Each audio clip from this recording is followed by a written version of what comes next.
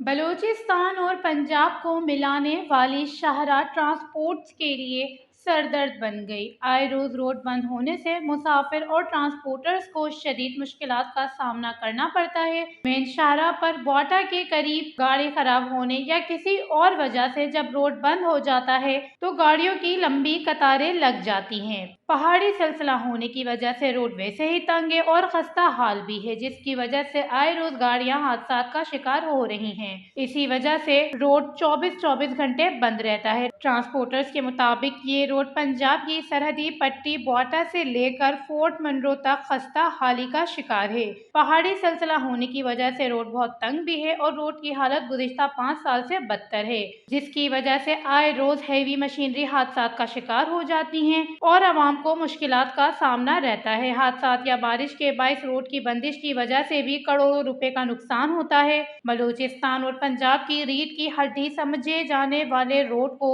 ابتر حالت میں دیکھ کر افسوس ہوتا ہے۔ حکومت وقت کو چاہیے وہ اس روڈ پر توجہ دیں اور اس کا تعمیراتی کام جلد از جلد مکمل کروائیں تاکہ عوام کو جن مسائل کا سامنا رہتا ہے اس سے بچایا جا سکے۔ وشتیوز بارکھاں، بلوچستان۔